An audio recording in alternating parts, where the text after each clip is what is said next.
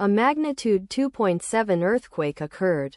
Southern Sumatra, Indonesia. 161 kilometers WSW of Bandar Lampung, Indonesia, or 302 kilometers W of Tangerang, Indonesia. On Saturday, the 28th of June 2025, at 4 hours 1 minute and 44 seconds local time, the quake had a depth of 10 kilometers and was not felt, or at least not reported so.